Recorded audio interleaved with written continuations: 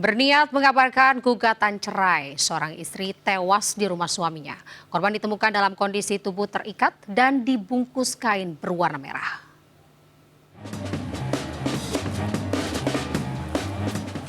Warga Dusun Karangjati, Kecamatan Kasihan, Bantul dikejutkan dengan temuan mayat perempuan yang terbungkus kain dan terikat tali di salah satu rumah warga. Jasad wanita itu ditemukan pengurus kampung yang saat itu sedang mencari Watiem, warga Kulon Progo yang datang ke rumah suaminya Agus Sabtu pekan lalu.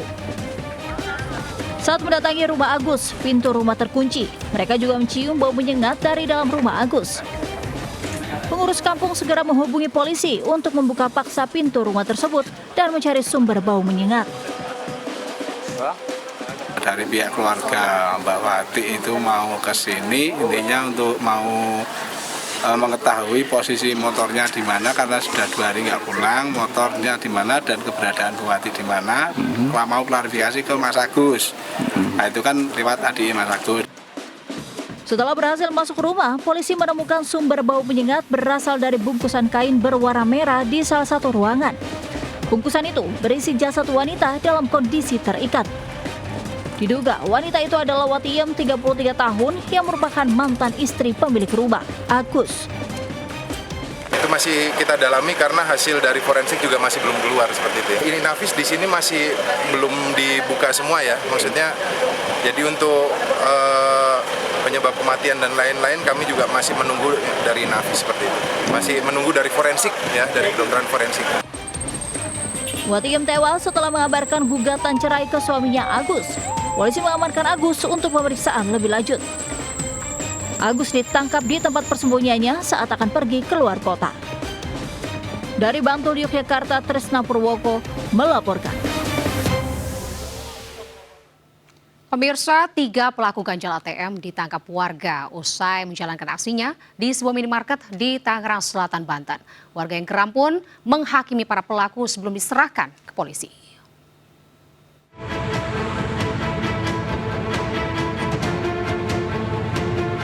Warga mengepung 3 pelaku ganjal ATM di sebuah minimarket di Pondok Aren, Tangerang Selatan, Banten. Sementara para pelaku tak berdaya setelah berkali-kali menerima bogem mentah. Warga menghakimi para pelaku karena geram dengan ulahnya dan berusaha melarikan diri. Polisi yang datang ke lokasi kejadian langsung membawa ketiga pelaku ke kantor polisi. Sebelumnya aksi mereka terbongkar setelah seorang warga mencurigai gerak-geriknya yang mencurigakan. Karena kita udah curiga ya, ini arah kemana dia kabur ya? Oh ternyata dia ke perempatan masuk ke Alfa lagi. Kita samperin bang langsung bang. Setelah kita samperin, mereka curiga sama kita karena ini orang yang tadi di Alfa nih, kenapa nyamperin? Kita tegur lah. Beberapa orang kabur, yang 2 ketangkep bang. 3 orang ketangkep akhirnya mengakui. Kini para pelaku ditahan di Mapolsek Pondok Aren guna penyelidikan lebih lanjut. Dari Tangerang Selatan, Banten, Nunung Purnomo melaporkan. Kita ke informasi selanjutnya pemirsa, seorang gadis di Pasuruan, Jawa Timur menjadi korban pencabulan bergilir 2 laki-laki yang dikenalnya dari media sosial. Usai mencabuli, pelaku meninggalkan korban di pinggir jalan dalam kondisi tidak berdaya.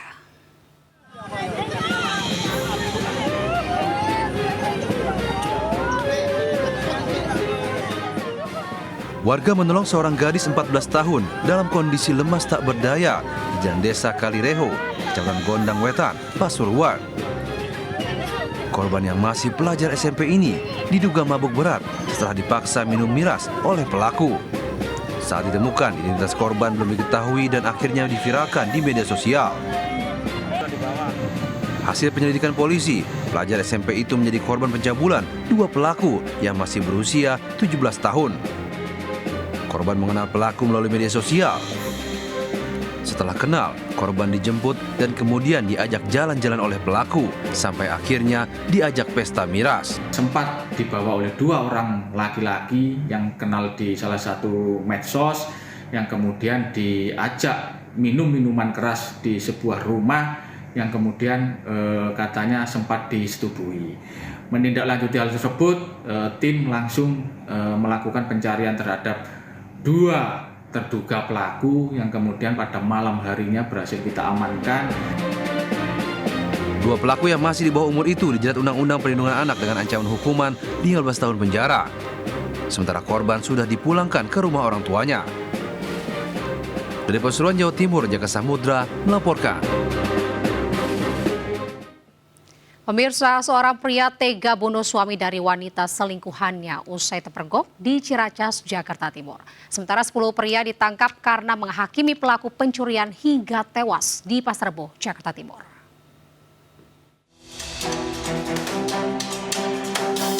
Polisi menangkap EHS dalam pelariannya di tempat persembunyian kawasan Cipatat, Bandung, Jawa Barat. Usai ditangkap, polisi meminta pelaku untuk menunjukkan pisau yang digunakan untuk menganiaya korban. Pelaku pun digelandang ke Polda Metro Jaya untuk diperiksa. Selain pelaku, polisi juga menyita barang bukti diantaranya sebilah pisau, pakaian korban, handphone, dan beberapa bukti lainnya. Hasil pemeriksaan pembunuhan bermula saat korban mendapati istrinya sedang bersama pelaku. Tak terima dengan hal itu, korban memukul pelaku. Mendapat pukulan, pelaku balik menyerang dengan sebilah pisau hingga korban tewas. Tak hanya korban, anaknya juga terluka di tangan lantaran berusaha melerai keributan antara ayah dan selingkuhan ibunya itu. Setelah menghabisi nyawa korban, pelaku dan istri korban melarikan diri. Sebelumnya, warga dikejutkan dengan tewasnya RR 37 tahun oleh sesama rekan kerjanya di bengkel pengrajin kayu, kawasan Ciracas, Jakarta Timur. Aksi pembunuhan diduga bermotif asmara, di mana istri korban berselingkuh dengan pelaku. Dari Jakarta, tim liputan iNews melaporkan.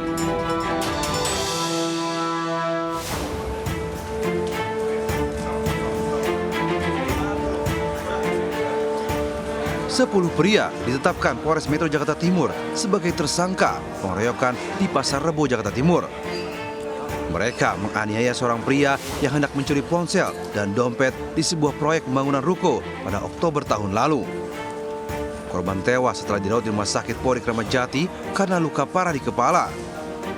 Dari 10 tersangka, 9 merupakan pekerja bangunan, satu lainnya adalah oknum anggota Brimob berpangkat Bribka.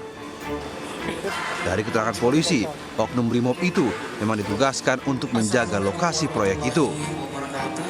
Karena diserahkan ke Polsek Pasar Rebo dalam keadaan koma, selanjutnya dari Polsek Rebo diantar ke Rumah Sakit Polri Kramat Jati dan langsung dimasukkan ke ruang IGD Rumah Sakit Polri disertai permohonan fair luka. Dalam kasus ini, polisi telah menyita sejumlah barang bukti dan memeriksa 12 orang saksi. Saat ini polisi masih mengejar 2 pelaku lain yang buron. Dari Jakarta, Rio Manik melaporkan. Pemirsa, pesta seks sejenis digerebek polisi di sebuah apartemen di kawasan Setiabudi, Jakarta Selatan. Sementara motif para pelaku adalah untuk mencari kesenangan.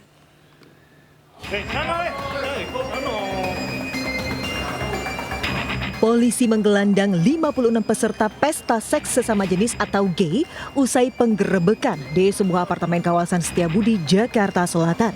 Polisi pun menetapkan 3 tersangka, BP yang berperan sebagai perekrut peserta, RH dan RE yang berperan sebagai penyewa kamar apartemen. Hasil pemeriksaan tersangka BP awalnya menghubungi 20 orang peserta untuk mengikuti event ini. Kemudian 20 peserta turut mengajak beberapa peserta lain yang ikut pesta seks sesama jenis. Sementara motif para pelaku adalah untuk mencari kesenangan dan kepuasan. Jadi D inilah yang menghubungi satu persatu peserta untuk diajak ikut dalam event ini bahasanya. Selain 3 pelaku, polisi juga menyita barang bukti diantaranya alat kontrasepsi, obat anti-HIV, bukti pemesanan kamar apartemen, serta sabun mandi. Dari Jakarta, Helmi Sajangbati, iNews melaporkan. Pemirsa, sebuah lembaga pelatihan kerja tahan ratusan siswa karena belum membayar 15 juta rupiah di Karawang, Jawa Barat. Padahal para siswa tersebut sudah menunggu lebih dari 1,5 tahun untuk diberangkatkan ke Jepang.